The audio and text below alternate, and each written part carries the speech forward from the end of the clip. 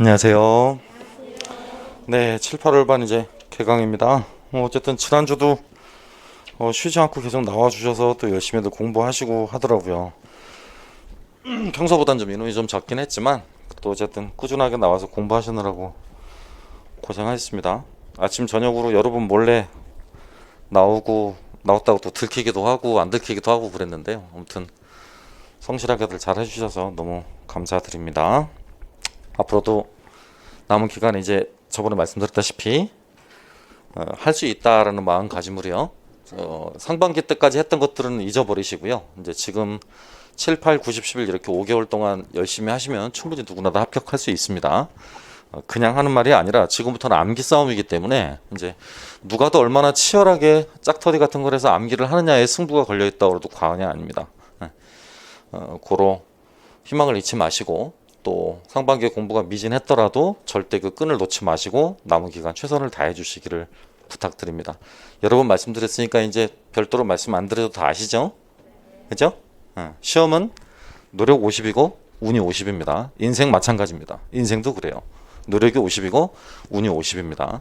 뭔가를 이뤘다는 사람들이 항상 하는 말, 그 진짜로 인성이 된 사람들이 하는 말은 내 노력은 3이다. 나머지 97은 운이다 라고 표현합니다. 저도 역시 마찬가지인데요. 저도 이 자리까지 올 때까지가 여러분이 도와주시고 주위에서 도와주시고 해서 이 자리까지 온 거지 제가 혼자 잘해서 온 거는 1도 안 됩니다. 그러니까 3%가 본인의 노력이라고 볼 수 있겠고 나머지 97%가 주위 사람의 도움과 운으로 한꺼번에 있는 것입니다. 제가 항상 교실에서 강조하는 그 연대의 모습을 꼭 잘 기억하시길 바라요. 나 혼자 공부하는 공간이라면 외로워서 힘들어 죽습니다. 저 역시 마찬가지일 거고요. 그러니까 항상 옆에서 누군가 같이 공부하고 그 자리에 앉아 있는 것만으로도 굉장히 큰 도움이 되는 거고 그것만으로도 옆 사람한테 빚을 지고 있는 겁니다. 알겠습니까? 그러니까 언제 어느 장소에서 공부하시든 간에 나와 동일한 공부를 하고 있는 사람들에게 항상 빚을 지고 있고 감사하다는 마음가짐을 가지고 살면 하늘에서도 복을 내릴 겁니다. 아시겠죠? 하지만 극단적으로 이기적인 마음을 갖게 되면 아직은 조금밖에 안 사셨으니까 모르겠지만 제 나이 정도 되면 다 그 화가 본인한테 아니면 본인 자식한테 돌아온다는 걸 아시게 될 거예요. 인생사 세용짐하고 반드시 그 사필규정입니다. 내가 남한테 나쁜 행동을 하는 것은 내 대에 끝나지 않고요. 내 자식 대에 가서도 꼭 그걸 피해를 변제해야만 하는 게 인생의 원리예요. 그러니까 가급적이면 남에게 피해 주지 마시고 또 주위 사람들에게 항상 고마운 마음을 가지시고 그렇게 사는 것이 공부기도 하고 또 인생을 잘 사는 방법이기도 합니다. 부탁드리겠습니다. 아무튼 상반기 때까지 아무런 문제 없이 잘 자습도 해주시고 수업도 잘 들어주시고 그래서 정말로 감사한 마음입니다. 남은 5개월도 꼭 그렇게 잘 지냈으면 좋겠습니다. 이제 수업 방향만 좀 간략하게 언급해 드릴게요. 작년하고 조금 달라지는 게 이제 그런 부분입니다.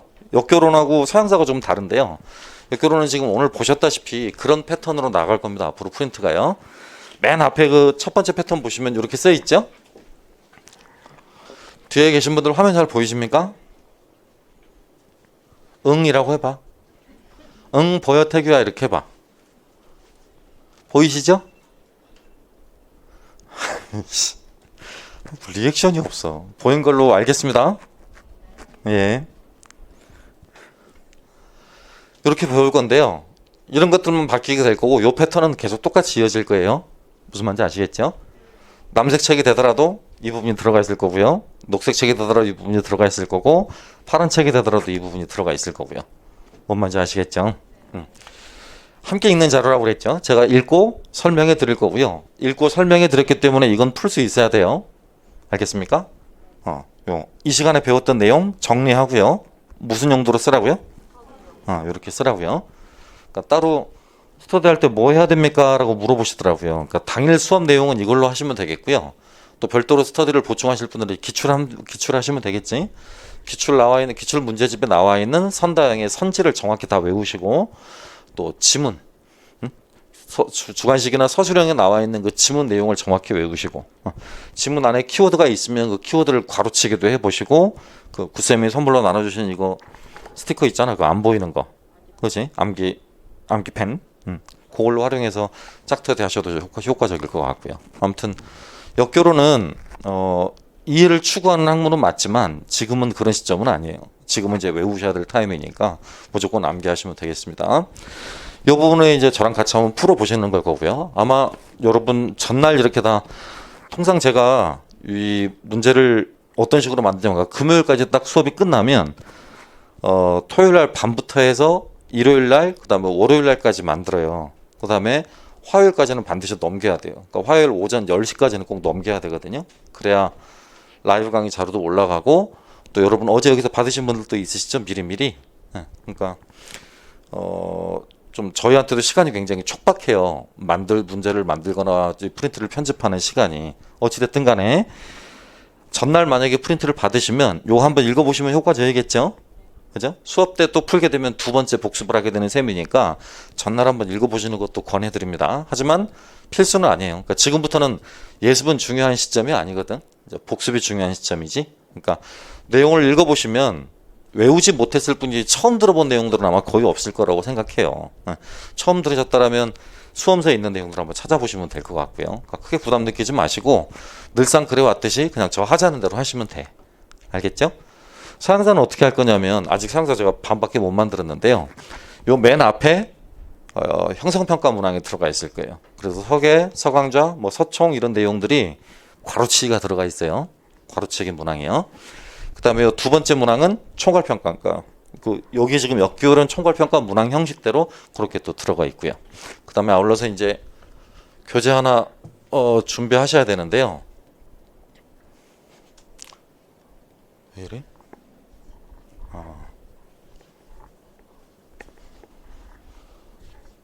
요 교재 있거든요. 세계사 교재.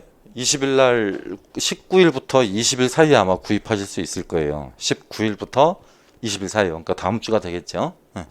여기 보시면 고등학교 세계사 교과서 내용, 중학교 역사 내용 관련한 부분들 다 포함되어 있거든요. 인스타로 제가 이미 책 내용 구성이나 책 내용 같은 건 다 올려놨으니까요. 한번 확인해 보셨으면 합니다. 아직 검색하셔도 아마 안 나올 거예요. 지금 항상 인쇄 중이어서요. 그러니까 주말쯤 검색하시면 대략 나오실 겁니다. 책이 634페이지 정도 분량이 됩니다. 그래서 본문이 있고 뒤에 해설이 따로 이렇게 하드커버지가 들어가 있어서 해설이 별도로 들어가 있어요. 이렇게 보시면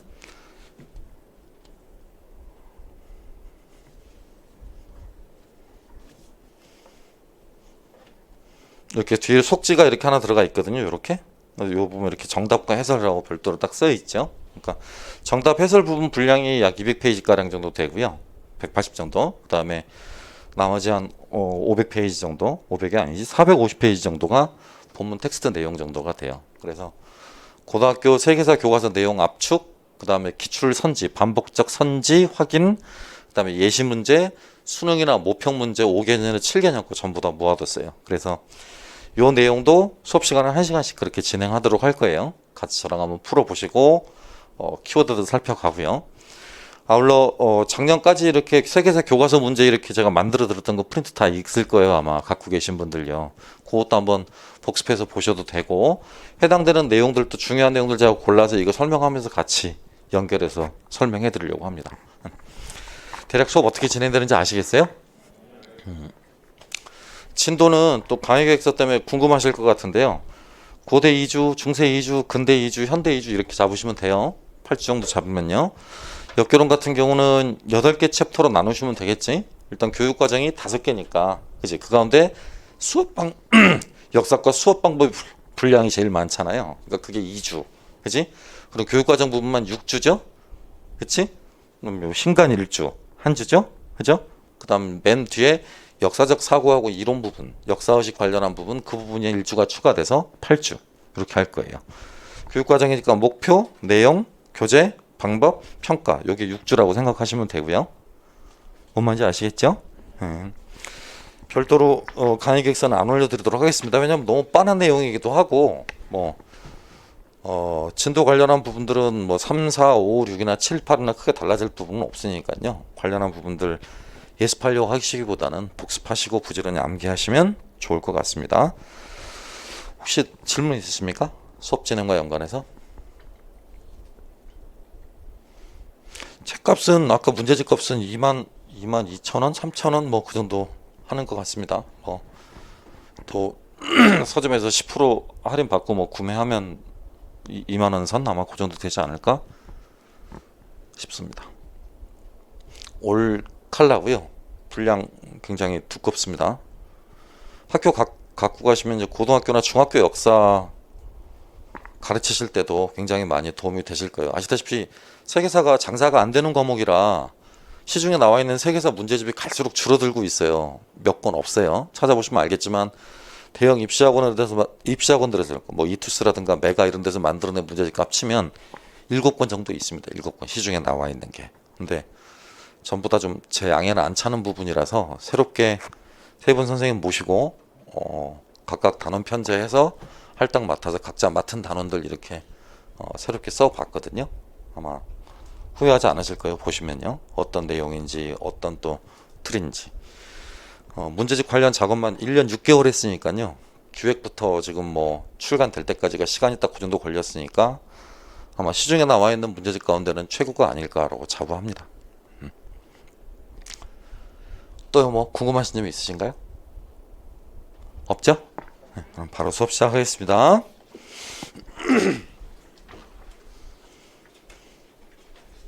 네, 오늘 이제 이런 부분들을 살펴보실 거예요. 제목은 그냥 민주시민을 향한 역사교육이라고 들어가 있는데요. 여러분 프린트 안에 들어와 있는 그 책들의 출처만 보셔도 알겠지만 6권 정도 내용이 좀 믹스되어 있는 경우입니다.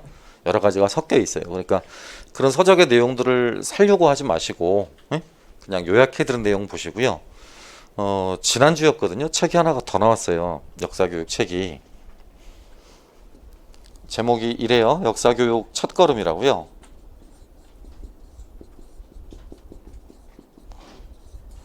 홍대 교편 잡고 계시는 이미미 선생, 그 다음에 저기 서강대 교편 잡고 계시는 김민정 선생, 그 다음에 인천대학교 역교과 김수정 선생이던가 그 여자분이,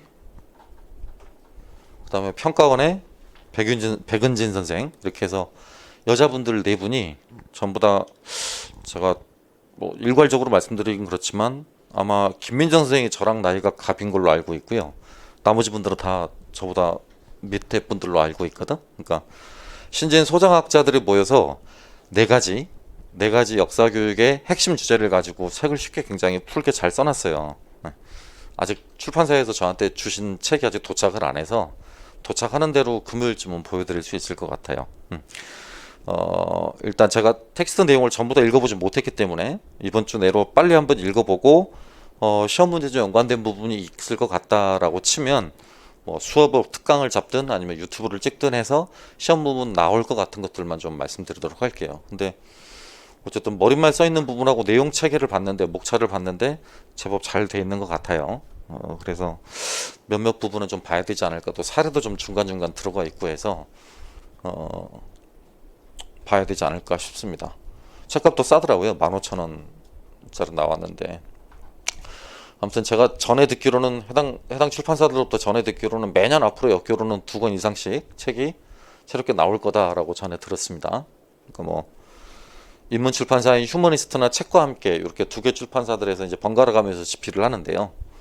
아마 매년 2가지 정도씩은 책이 추가되지 않을까. 그렇다고 책을 다 구입하시라는 이야기는 절대 아니고요. 제가 말씀드렸다시피 필요하다 싶으면 제가 항상 잘 읽어보고 잘 요약해드리고 또 시험 문제 만들어 드릴 테니까 부담 갖지 않으셔도 좋을 것 같습니다. 혹시나 궁금하실 분들을 위해서 밑에 출전은 달아놨습니다만 읽어보란 뜻은 절대 아닙니다. 아시겠습니까? 여러분 읽어보시기에는 너무 분량이 많고요. 역교론에 이렇게 많이 투자하실 시간을 저는 한국사를 좀 하시기를 바라는 타입이기 때문에 아무튼 제가 맡고 있는 2과목은 그냥 제가 시키는 대로 하셨으면 좋겠습니다. 이것만 잘 풉시다. 네, 그래도 충분하실 테니까요. 이따 한번 검색은 한번 해봐요. 책 표지는 그래도 한번 봐봐야지. 그죠? 신간 나오는데 이 가운데 저기 제자들 많을 거 아니야.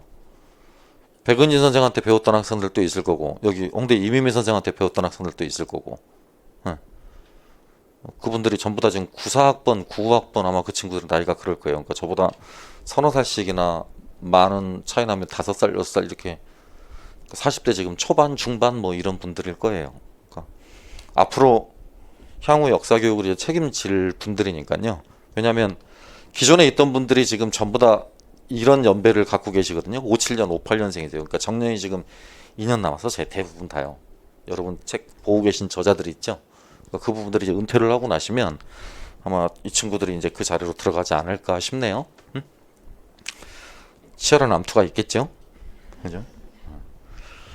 그러니까 한번 검색은 한번 해보시는 것도 괜찮을 것 같아요. 예, 그래서 요 세 가지 순서대로 하겠습니다. 신과 관련해서 필수 내용 정리를 저하고 함께 읽어보고요.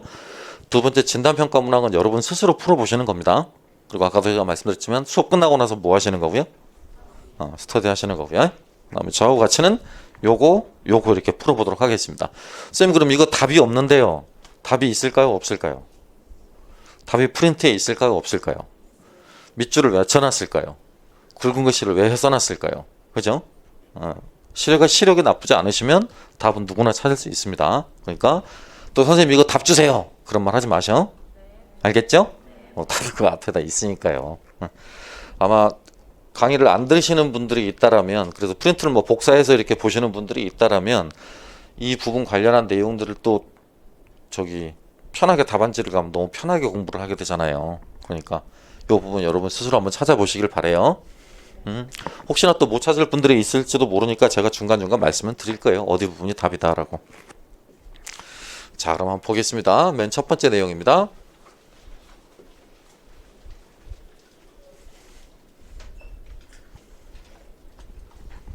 예.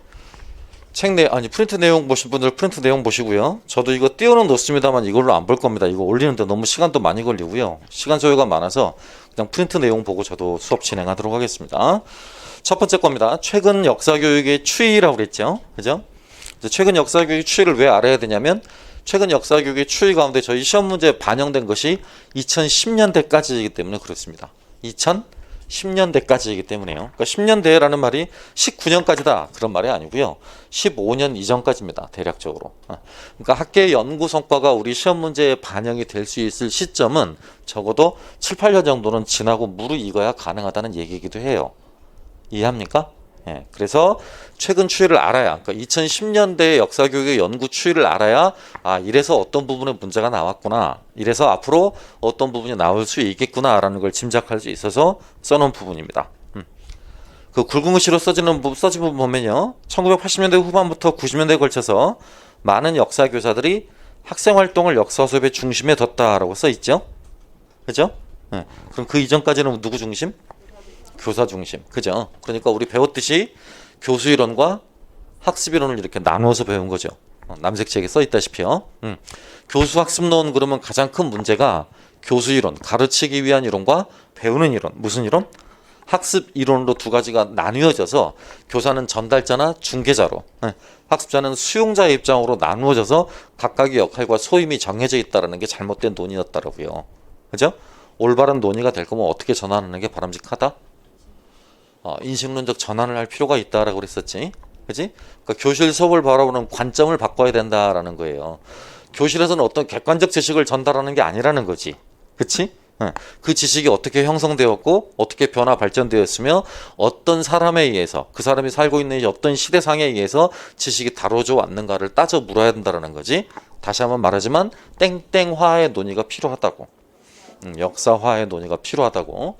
자, 그렇게 역사화의 논의를 수업에 접목시키기 위해서는 교사가 항상 해당 주제를 교육과정에 비추어서 전면적으로 뭐 할 수 있어야 된다? 재구성할 수 있어야 된다. 거기에 바로 교사의 무슨 인식이 작동하는 거다?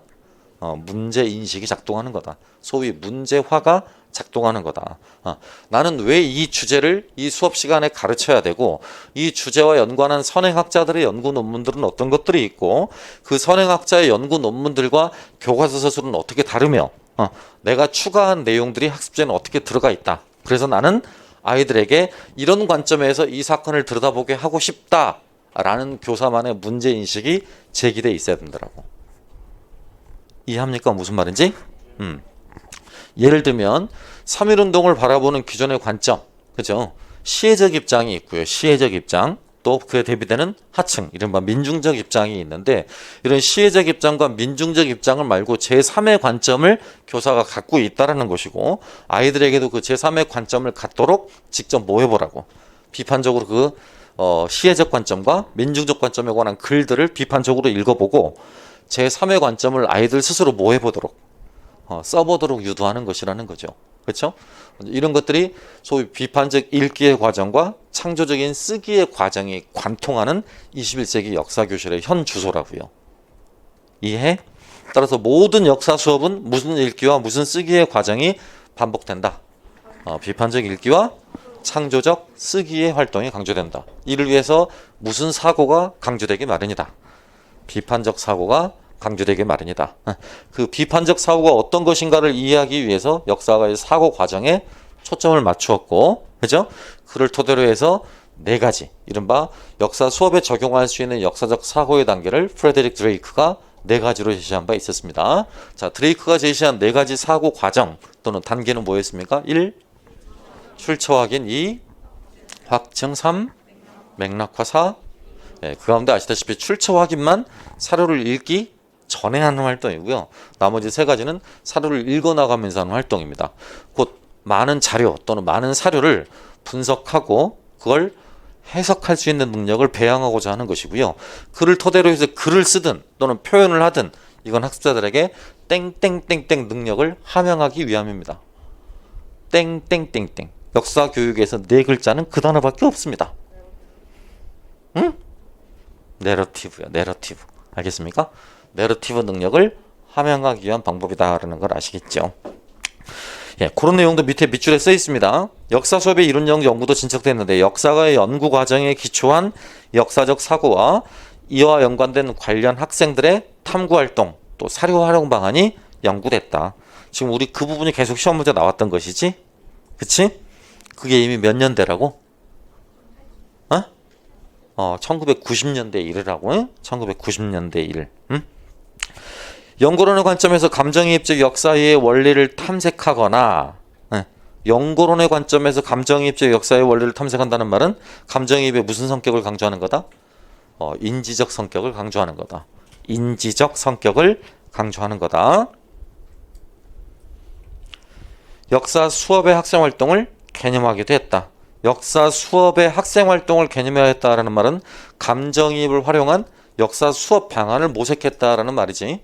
자, 감정이입을 활용한 역사 수업 방안 뭐 있습니까? 추체험 또는 감정이입 이걸 활용한 역사 수업 방안을 이렇게 앞머리만 따서 네 가지였잖아. 크게 글, 제, 토, 연. 시작. 뭐? 글쓰기. 자, 글쓰기. 독자의 유형. 역사가 되어 글쓰기. 역사적 인물이 되어 글쓰기. 제3의 인물이 되어 글쓰기. 그렇죠? 기출, 기출, 미출, 제작학습, 연표, 역사지도, 또 뭐? 신문 제작, 그죠? 모형, 역사 모형 제작, 유물, 유적 제작 이런 것들이 있었죠. 자, 토의 또는 토론, 그죠? 만약 토의나 토론에서 다루고 있는 주제가 과거의 특정 인물이나 과거의 특정 사건에 대한 평가를 요구하는 부분이다. 이른바 논쟁적인 문제다라고 하는 것일 수 있겠지? 이해돼? 그러니까 이런 것들은 수업 방법, 토의나 토론은 수업 방법적 차원에서 논의되는 것이지만 이건 다루고자 하는 내용의 속성에서 파생되는 거라고. 그러니까 수업에서 다루고자 하는 내용이 논쟁적인 내용들이면 그 논쟁적인 내용들을 묶어서 논쟁식 수업이라고 통칭해서 부르기도 하고요. 그걸 구체적으로 운영해 나갈 때 이 방법을 구분하기도 하지. 그렇지? 예컨대 뭐 디베이트 이런 방법을 쓰기도 한다고요. 그러니까 이것과 이것은 구분이 달라. 적용되어지는 개념 구분이 다르다고. 이건 내용 중심의 구분이 되겠고 이건 교수학습 활동 중심의 개념이 되니까요. 그럼 또 물어볼 거 아니야. 쌤 그러면 답을 뭐로 써야 돼요? 토론식으로 써야 돼요? 논쟁식 수업으로 써야 돼요? 이걸 답을 써야 될 일은 없어. 왜냐면 어차피 토론식 수업에서 다루는 거의 모든 주제는 최근에 다 무슨 내용이니까 논쟁적인 내용이거든.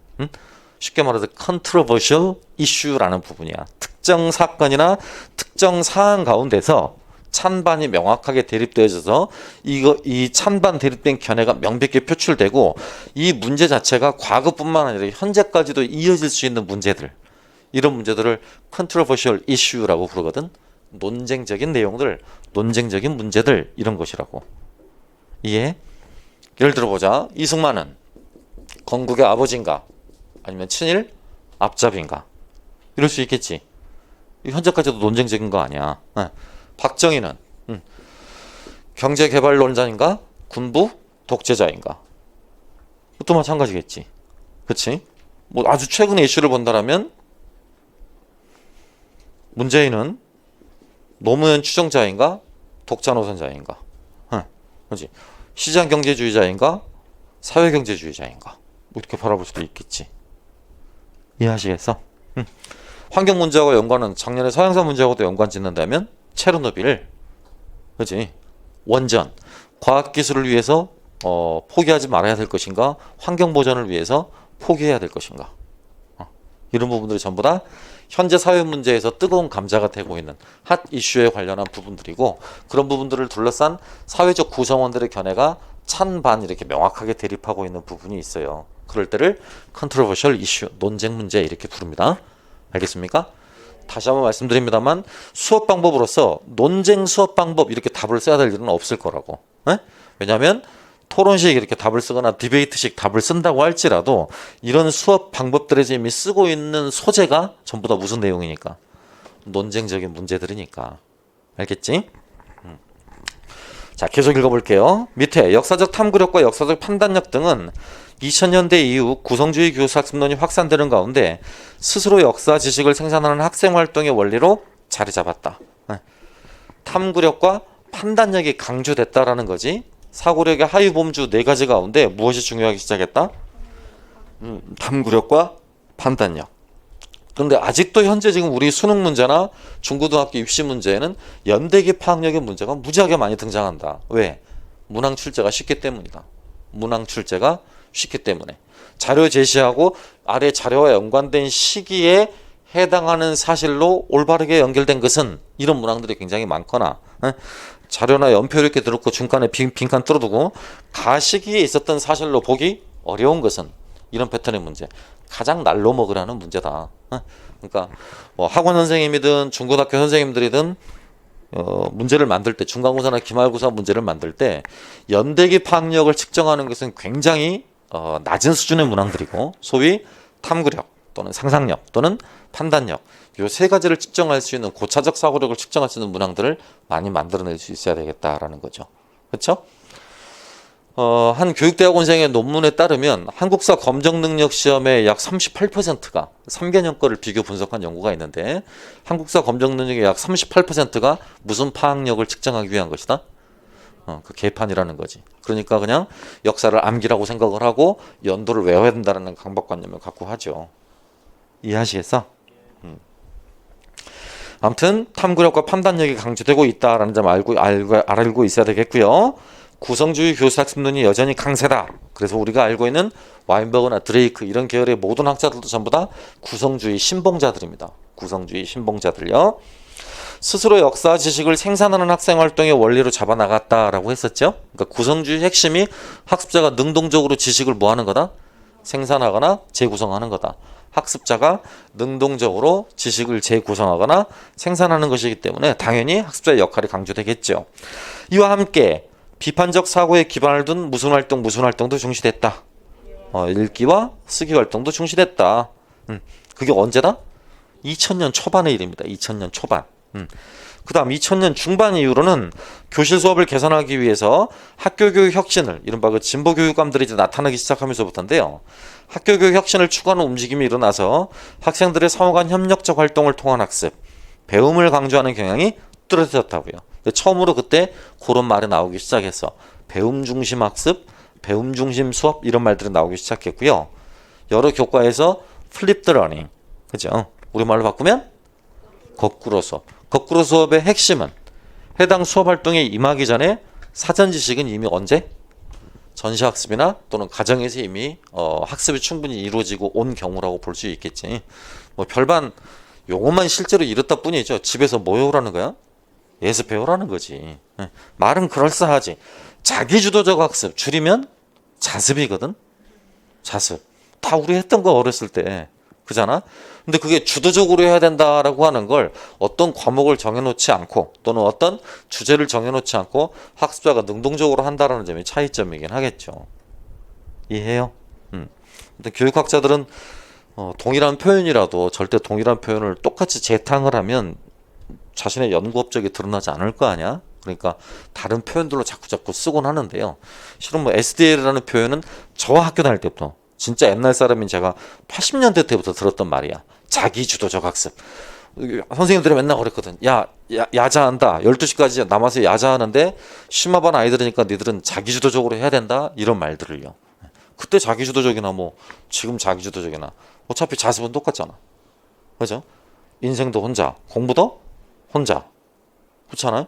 근데 표현만 그냥 그렇게 셀프 디렉티드 러닝. 뭐 자기가 있어야 디렉티드를 하지. 공부를 못하는 애들이 자기가 어디 있겠어. 잘해본 적이 없는데. 그지? 그러니까 잘해본 적이 있는 사람이나 주도적으로 하는 거지. 학습의 성공 경험을 가져보지 못한 사람들은 어떻게 셀프 디렉티드가 되겠냐고. 그렇지 않아요? 웃기는 논리죠 그것도. 그 다음 하브루타라고 쓰여 있습니다. 하브루타는 뭐? 유대인 학습 방법에서 파생된 거지. 뭐? 유대인 경전이 뭔데? 유대인들이 읽는 경전이 뭐야? 탈무드. 그 탈무드의 자구의 내용과 탈무드의 상징적 의미를 풀어서 이해시키기 위한 방법으로 출발했던 게 1대1의 질문법이었고요. 그 질문법에 대해서 이제 부모가 자녀를 양육하면서 아는 범위 내에서 탈무드 내용을 재구성해서 설명해 주는 방법을 하브루스라고 불렀고, 그로부터 파생됐던 방법이 하브루타라는 수업 원리였었어요. 알겠습니까? 저는 이런 것도 굉장히 마음에 안 들어요. 그러니까 왜 우리나라 것도 좋은 것도 많은데 뭐 한다고 이렇게 멀리 이스라엘까지 쳐 기어가가지고 그런 걸 배워와서 퍼뜨리고 그걸로 학위 있다고 그걸로 자리 잡냐는 거죠. 하브루타 우리나라는 없었을까요? 네? 하브루타 없었을까 있었을까? 우리 조선 후기부터 있었거든. 응? 조선 후기의 역사교육 교재 기억나시죠? 기년아람이라고 있었거든. 기년아람.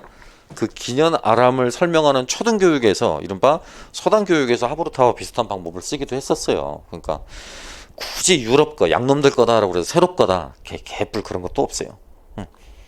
그리고 대체적으로 유럽에 있는 애들이 수업 쓰고 있는 수업 기법들이나 방법들이 후진적이면 후진적이었지 선진적인 건 아닌 것 같습니다.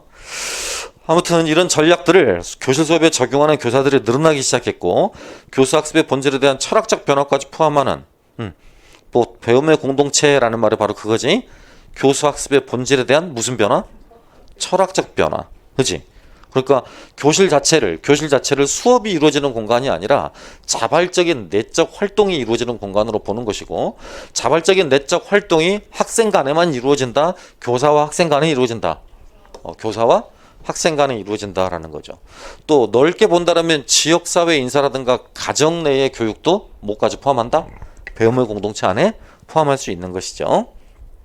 그래서 이런 혁신학교를 거점으로 삼아서 영역을 키워가고 있다. 역사 수업도 변화의 물결 속에 있으면 물론이다. 근래에는 시민교육의 문제가 역사교육에서도 중요한 관심의 대상이 됐다. 그럴 수밖에 없었던 것은 오른쪽 페이지에 써있듯이 밖으로부터 온 역사교육의 위기가 있었기 때문이라고. 2002년 한국 근현대사 교과서 논쟁, 14년 보수단체가 쓴 교학사 한국사 교과서 사태, 2009년 개정교육과정, 2015년 개정교육과정에서 불거진 민주주의와 자유민주주의 논쟁. 두 가지 용어 차이는 아시지? 대한민국 헌법은 뭐라고 규정하고 있어? 자유민주주의야? 민주주의야? 민주주의의 지향이 개인에 맞춰진 경우가 있겠고, 사회나 국가에 맞춰진 경우가 있겠지? 이걸 더 중시 여긴다는 거죠. 사회나 국가에 비해서. 이것보다 개인을 좀 더 중시 여긴다는 이야기를 태고 이렇게 가게 되면 뭐가 돼? 자유민주주의. 그렇지? 이른바 시장경제를 지향하게 되는 민주주의가 되는 거고요. 그로스, 이른바 성장 중심의 민주주의가 되는 거거든. 요건 사회민주주의라고 불러. 사회민주주의. 시장경제를 지향해? 아니면 시장경제 국가가 개입해? 시장경제 부분적으로 국가가 개입해. 소위 복지노선의 확대 같은 것들이 대표적이에요. 이거는 성장의 중심에 아니면 나눠주는 거, 분배의 중심을 두는 구조예요. 이게 성장의 중심을 두는 구도라면 이건 분배의 중심을 두는 구도죠. 유럽 같은 나라들이 1970년대까지 지금 대체적으로 다 이런 노선을 따라왔었어. 그러다가 80년대 접어들기 시작하면서 이런 노선으로 전환을 했죠. 이해해? 근데 우리나라는 이런 걸로 가보기도 전에 이쪽으로 전환이 되고 말았지. 그 박정희의 경제개발 논리 아니었어? 그지? 이후에 저 문민정부가 들어서고 난 이후에도 이런 쪽으로 돌아가려고 수차례 시도한 바 있어. 그러니까 대한민국 안에서 이걸 시도했던 역대 대통령은 딱 두 사람이지. 노무현과 문재인. 의심받고 있지만 문재인은 노무현은 확실하게 이걸 지향했던 사람이었으니까. 역대 대통령들 가운데 단 한 명도 이걸 지향했던 사람은 없어. 다 이걸 지향을 했던 것이지. 이해하겠습니까? 무슨 말인지? 또 대부분 이런 말까지 하면 좀 민감할 수 있습니다만 어쨌든 친일 세력의 잔재를 쳐내지 못했던 초기에 이 사람 때부터 이어진 이데올로기다라고 봐도 뭐 거의 무방할 것 같고요. 이해관계를 갖고 있는 정당이나 이해관계를 갖고 있는 정치인들도 대부분 다 이쪽을 신봉하고 있거나 친일 세력의 후손들이 많았기 때문이겠지. 그래서 이런 쪽을 지향하지 못했던 것이고요. 여기서 말하고 있는 게 바로 그거예요. 민주주의와 자유민주주의 논쟁. 물론 당연히 민주주의를 추구해야지 자유민주주의를 추구할 건 아니지. 그죠? 자유민주주의를 내건 나라는 없다니까요. 이해하겠습니까? 응? 미국과 같은 리버럴한 나라. 응. 그러니까 국가적 수준의 의료 보장도 잘 안 되고요. 4대 보험 비율도 굉장히 낮고 뭐 이런 나라라면 모르겠지만 대체적인 나라들은 이런 쪽을 지향해 오른 것이죠. 자유민주주의보다는 사회민주주의 쪽을 지향해 오른 것이라고요. 자, 계속입니다. 그러나 역사 교과서 국정화 사태는 학교 역사 교육이 정치 권력에서 자유롭지 못함을 다시 보여주었다라고 써 있네요. 그죠? 교과서 국정화 사태는 학교 역사 교육이 뭐에서부터 자유롭지 못하다? 정치 권력에서 자유롭지 못하다. 그죠? 과거에 박근혜 정부 때도 무슨 논쟁이 있었고요. 이미 실은 이 박근혜 정부 때가 아니라 누구 때부터니까 그 앞에 이명박 때부터 그죠? 이 박근혜 정부 때부터도 마찬가지죠. 지금 국힘에 있는 이놈 윤핵관이라고 불리는 권성동이라는 놈도 마찬가지입니다. 이때 박근혜 정부의 국정화 정책에 적극 지지를 했던 인물이기도 하죠. 이놈이 지금 이제 젊은 그 대표 누구죠? 갑자기 이름 생각이 안 나네. 이준석 씨를 지금 밀어내고 윤핵관들의 핵심 권력을 차지하게 됐어요. 다음 단계가 보이지? 저는 보여. 또다시 이제 국정화 논의를 스물스물하게 될 겁니다. 지금 당장은 아니겠지. 하지만 집권 2년차, 3년차 집권 시기에 해당 대통령의 해당 정당의 동력을 상실하기 이전에 알게 모르게 또 이렇게 추진할 확률이 굉장히 높아져요. 이 핵심 분자거든. 국정화를 야기시킨 핵심 분자. 얘 말고 또 다른 윤핵관 장제원이라고 있죠. 그 아들내미 사고치고 다니는 놈 있잖아. 그지? 정상적인 마인드를 갖고 있지 않은 20대. 좀 또라이 아니면 사이코 이렇게 보일 정도로 굉장히 정신이 피폐해 있는 아이잖아. 아이가 그런 건 아버지 책임이지. 만약에 저도 딸아이가 다현이가 잘못하고 있는 건 100%제 책임이듯이 마찬가지입니다. 책임을 져야 될 인물들인데 책임을 지질 않고 있죠. 정치인에는 저는 관심 없어. 이 인물들이 국정화를 적극 뭐했던 인물들? 추진했던 인물들이고 그래서 믿고 그래서 싫은 것뿐이야. 그리고 여러분도 금방 싫어하게 될 거고요. 그러니까 국정화로 가게 되면 학교 역사교사가 얼마나 많은 압박을 받게 되는지 여러분은 모르셔서 하시는 소리고 만약에 국정화 세대를 경험했던 제 세대 이상의 사람들이라면 국정교과서가 지니는 위험성이나 또 무서움은 굉장히 크다라는 걸 아실 수 있을 거예요.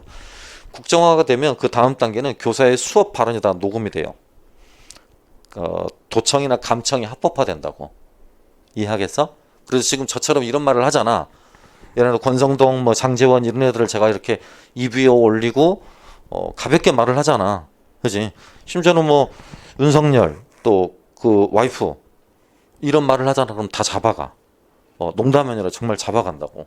그러니까 그런 경험이 있었던 과거의 교사들 같은 경우는 절대 이런 국정화 사태를 또다시 맞이하고 싶진 않지.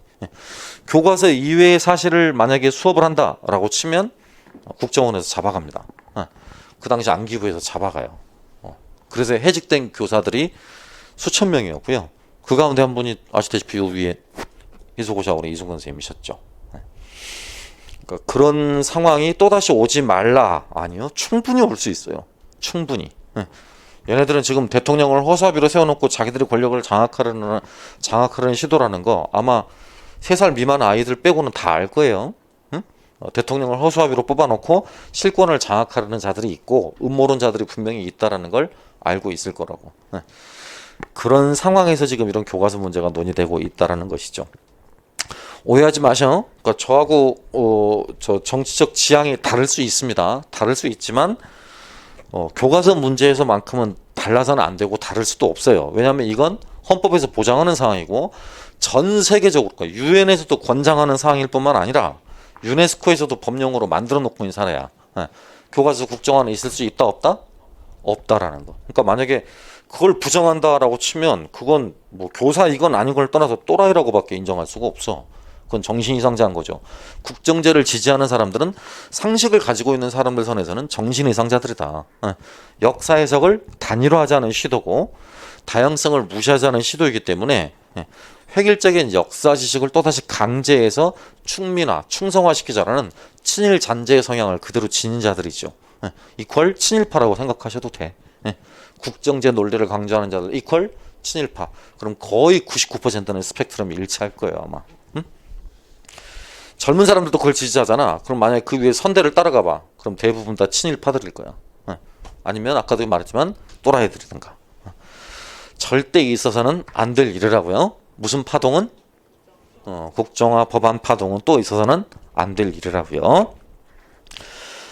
역사학과 역사교육에서 국가나 민족을 비판적으로 상대하면서 민주주의 관점에서 역사연구와 역사교육을 재구성하는 움직임이 강화됐다. 예, 그게 2010년대 이야기입니다. 2010년대 민주시민 양성, 민주주의 발전에 기하는 역사교육 논의는 애국심과 정체성을 중심으로 한 역사교육의 목적을 비판적으로 돌아보면서 인권교육이라든가 평화교육, 공존교육, 생태교육 이런 민주적 가치를 고려한 교육 내용 구성 방안으로 이어졌습니다.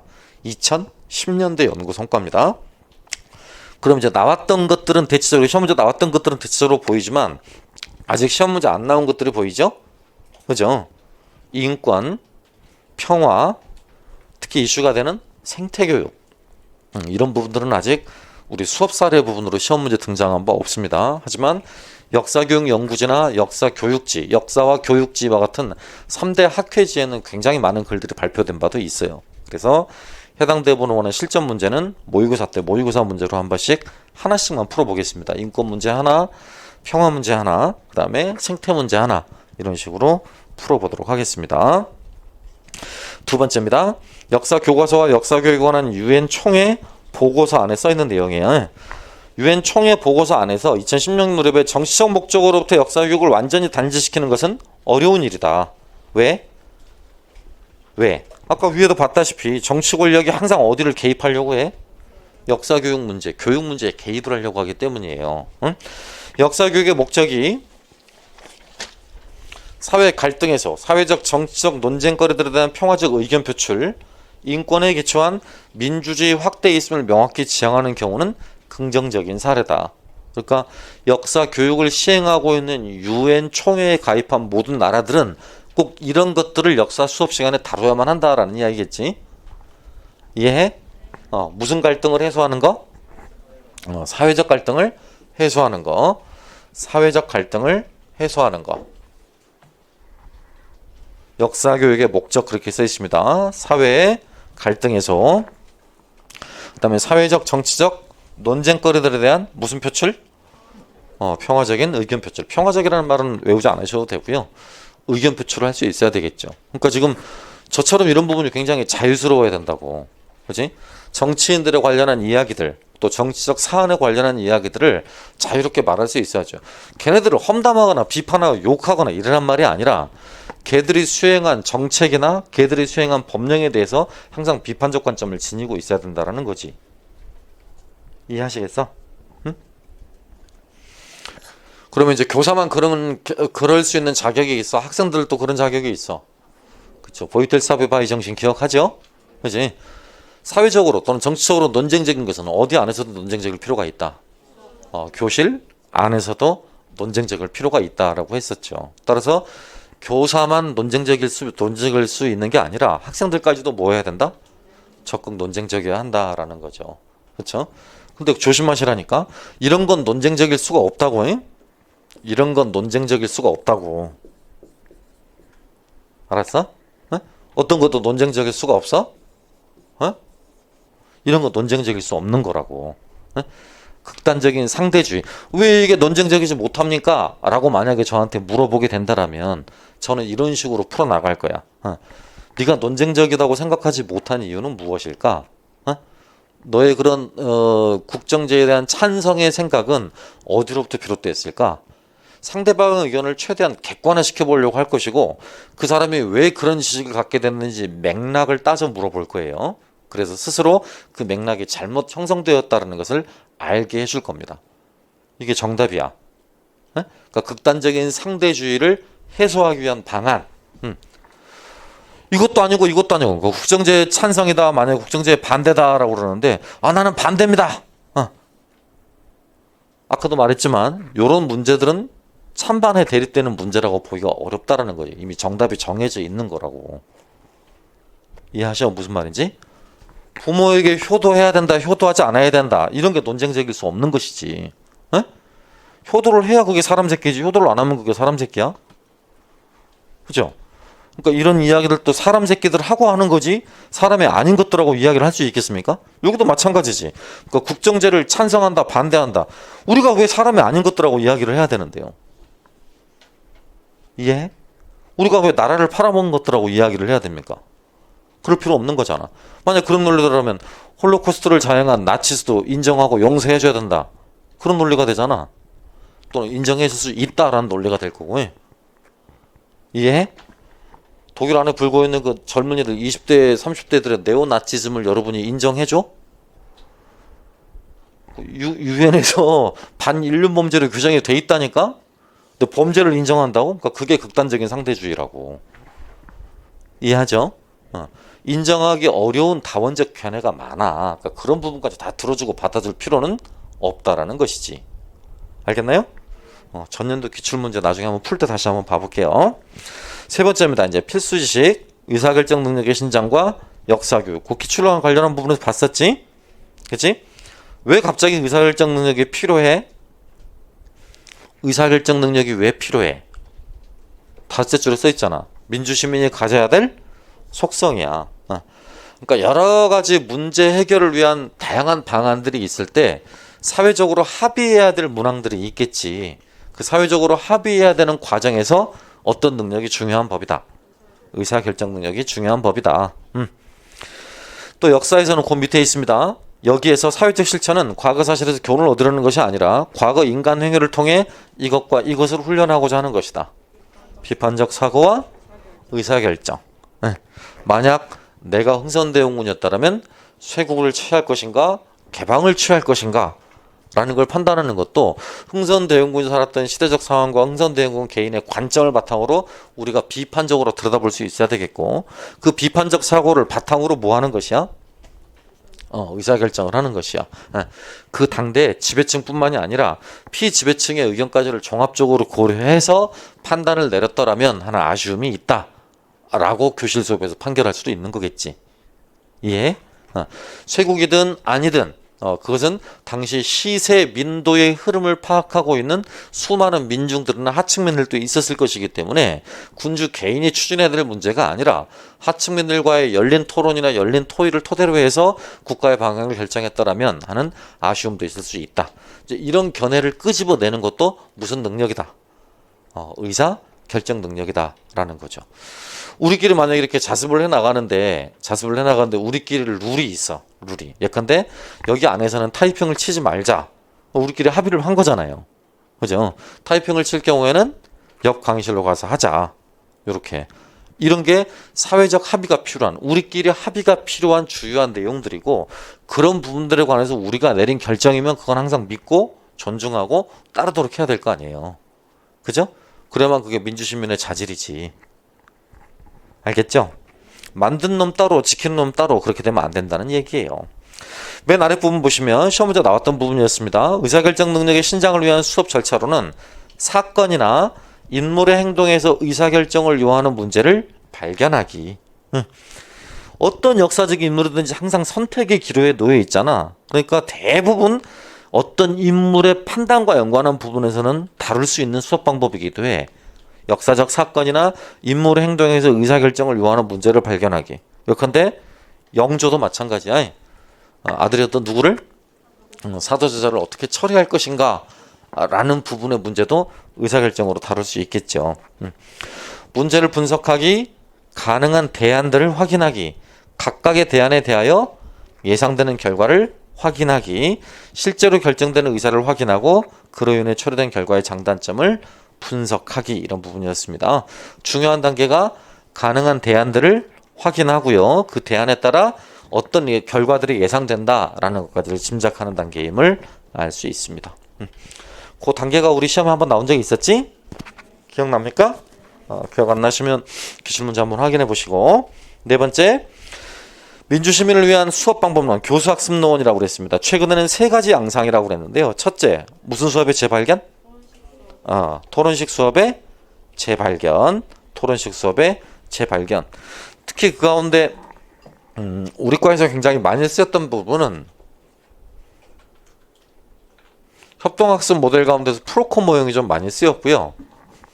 프로콤 모형이 존슨 형제가 개발했었던 협동학습, 이른바 직소 2 모델과 직소 3 모델 같은 경우도 굉장히 많이 활용되기도 했었습니다. 우리 과 가운데서는요. 아직 시험 문제는 나오지 않았지만 이런 협동학습을 쓰지 않는 경우는 대부분 다 이렇게 디베이트요. 디베이트를 활용하거나 또는 모의 재판을 활용하는 경우가 많았죠. 역사 수업에서는 이 두 가지가 아주 많았습니다. 디베이트와 모의 재판, 이런 경우가 굉장히 많았어요. 그래서 시험 문제 항상 요거 지금 번갈아 가면서 나오고 있는 추세고, 기출 풀다시피 제가 말씀드렸다시피 요거는 한 번 나오고 말았다. 도참, 모참 이래가지고 수업 절차로 한 번 나오고 말았다. 언제든지 또 나올 확률이 높은 부분이다 라고 언급드린 바 있었습니다. 둘째, 학생들로 하여금 학습의 주체로 자리매김해야 한다는 문제의식과 스스로 역사 지식을 구성한 학생활동을 실천을 했던 경험 위에 무슨 철학을 접목하는 노력? 배움의 공동체라는 철학을 접목하는 노력. 셋째, 비판적 사고가 민주시민 양성을 위한 교수학습활동, 학생활동의 원료가 될 가능성을 찾아야 한다는 제안이다. 그래서 뭐 비판적으로 읽고 창조적으로 쓰는 그런 수업활동들이 많이 구상이 되어졌었다라는 거예요. 알겠습니까? 예, 그러니까 우리 수업 방법은 첫째, 둘째, 셋째 그런 부분에서 시험 문제가 앞으로 많이 나올 거다라는 말이기도 해. 이해해? 앞에 나와 있는 그 의사결정 능력, 신장 방안과 연관한 수업 절차를 물어봤듯이 앞으로 시험 문제도 토론식 수업 또는 디베이트 수업 또는 모의 재판식 수업 이런 것들 많이 나올 거다라는 말이기도 하고요. 배움의 공동체라고 했으니까 실제로 교수 편기 1차원을 담당하고 있는 교사의 역할, 교육과정을 재구성하고 또 학생들의 세부 특기 능력 및 세부 사항들을 기재하는 학생부 기재 내용이라든가 세특의 기재 내용의 사례가 시험 문제 나올 것이다 라는 말을 의미하기도 하고요. 마지막, 비판적 읽기의 절차, 비판적 읽기의 과정, 이런 부분들이 시험 문제가 나올 거다라는 걸 의미하기도 합니다. 좀 솔직히 말하면 그 세 가지가 가장 심각한 부분에서 시험 문제가 많이 나오게 될 부분들일 거고요. 그 이외의 나머지 부분들은 전통적으로 보고 있는 녹색책, 남색책 이런 것들로 충분히 다 커버 가능합니다. 잠깐만 쉬겠습니다.